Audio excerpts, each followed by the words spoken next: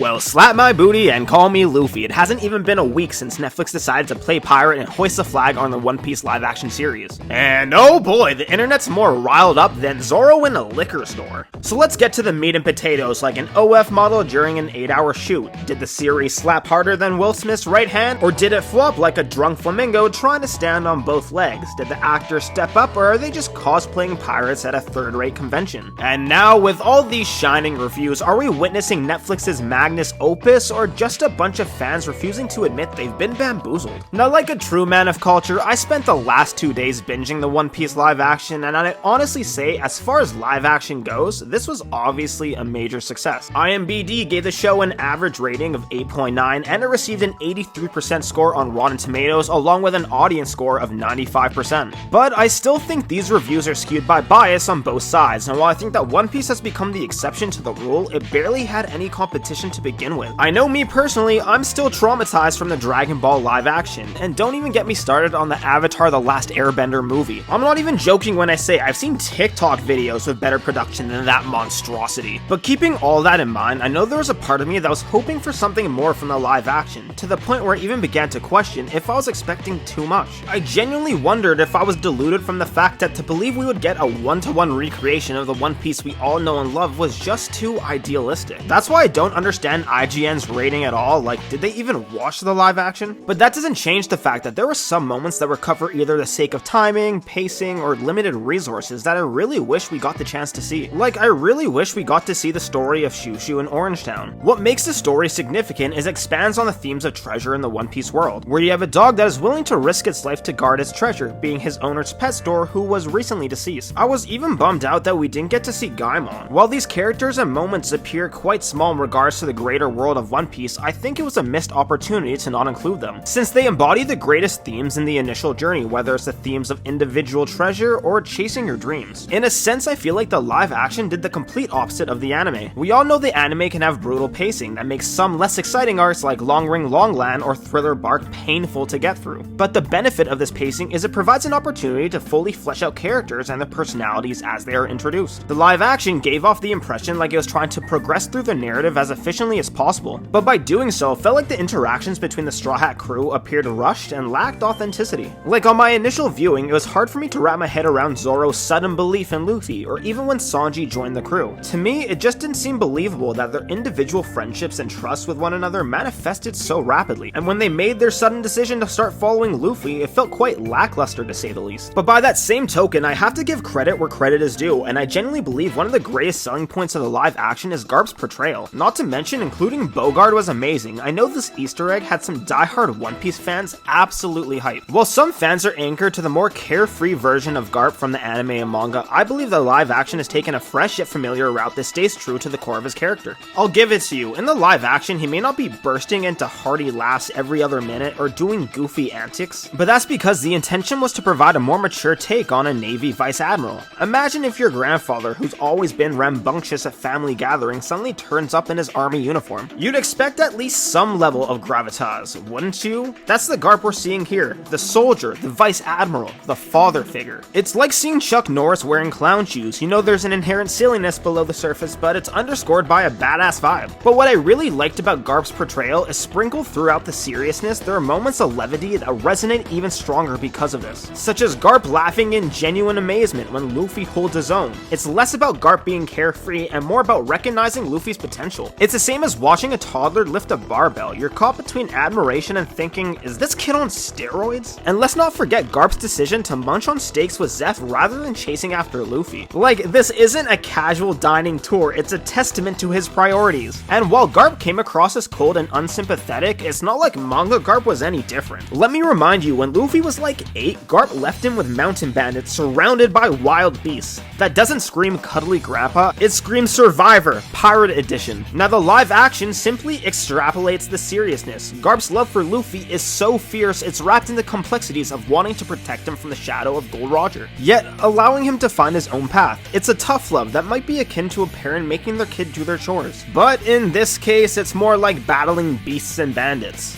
But it doesn't just stop at Garp. Kobe was perfectly portrayed as well, and I appreciated his development from a timid kid that can't think for himself to a decisive cadet that isn't afraid to speak his mind. Helmeppo was also getting a lot of flack slack, but I found him quite entertaining, and I appreciated how they emphasized his growth from a product of nepotism to one of Kobe's reliable comrades. And then we have Mihawk, who seemed like he was straight out of the manga itself. He was intimidating, rightfully arrogant, and unwavering in his demeanor. Not to mention the scene when he cut Donkreek's bullets was gas. And wow, did I love Buggy. He was one of those characters who captured my attention every time he was on the screen. They made him like a Walmart Joker that very quickly became enjoyable comic relief, and his cowardly and sly personality was brought to life in a very unique way. Also, the execution on his Chop Chop powers was awesome. I know many of us had concerns that the CGI they were going to use would be really challenging, especially with Devil Fruits, but honestly, their execution was masterclass. I also find it hilarious that Buggy D Clown is going viral on TikTok and Tumblr, proving that on and off the screen he is in fact him. And I was pleasantly surprised with the portrayal of other characters as well, like Zeph and Kuro and Shanks. And even though I've been somewhat discrediting the authenticity regarding the individual bonds of the Straw Hats, I still believe they did an excellent job to bring these characters to life. Whether it was Inaki completely embodying Luffy's carefree attitude, or Mackenyu just absolutely crushing Zoro's pivotal moments, whether it was his fight against Mihawk or his vow to Luffy, I think as the story progressed, each Straw Hat came to life in their own way. And while their dynamic wasn't perfect, it did gradually become more authentic, and if there's a second season, I could see them all mending really well together. I also think the live action did a spectacular job on the backstories of Sanji, Zoro, Nami, and Luffy, but low-key in my eyes, Kid Sanji outshined the rest, and he was one of the real stars in my opinion. I would argue that Sanji's backstories is probably one of the hardest scenes to act out, but this kid was like an MLB pro playing Little League. Every swing was a hit, my guy just didn't miss. But with the CGI masterclass that was integrated, there's just one thing I had trouble looking past, and that was the design of the Marine Nezumi, and more specifically his goofy ass ears.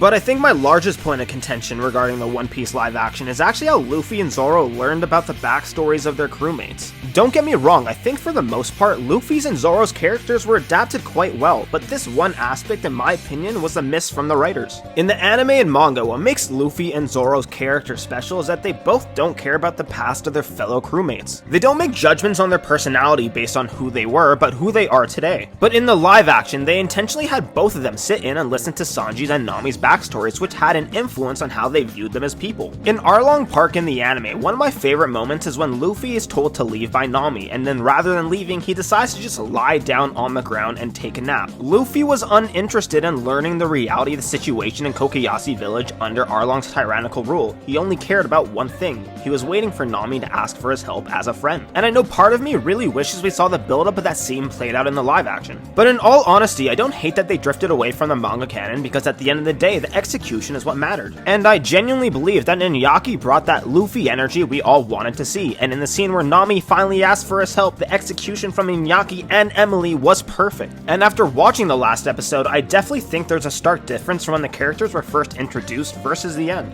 Which is why episode 8, The Worst in the East, in my books was a 10 out of 10. This is what an exceptional performance of a live action adaptation looks like, and it really shows how the entire cast really grew into their characters. During the fight in Arlong Park, I loved the dynamic cultivated with Sanji and Zoro. It felt like it was straight out of the manga. It was effortless how well they bounced insults off each other, and both Taz Skylar and Mackenyu deserve the highest praise. And Inyaki was fierce in his battle with Arlong, and when he used Gum Gum Gatling, it was literally this spitting image of Luffy. And we can't forget Jacob, who did a really great job showcasing Usopp as a cowardly tactician that loves the spotlight. And in the final scene when they set off for the Grand Line, the only thing I could think was, damn, this needs a season 2. Now when we look at the bigger picture, was the One Piece live action perfect? Of course not. Do I think it's better than the anime and manga? Hell no. But do I think that given the available resources, the team behind the live action delivered an amazing piece of fiction that can be compared to other pieces of fiction like Game of Thrones, Stranger Things, or Lord of the Rings? You bet I do. The fact that I have family and friends that would refuse to watch the One Piece anime yet were willing to watch the live action just proves it's successful. As much as I love anime, I know it's not for everyone, and even if it's not perfect, I think the show did a great job capturing a new audience. And by bringing the Straw Hats we all know and love to life, it made the One Piece world truly feel real. But hey, if you stayed to the end, I appreciate you. Sub to the channel, let's blow up this video and get to 100k subs. Stay beautiful, you mad lads. Peace.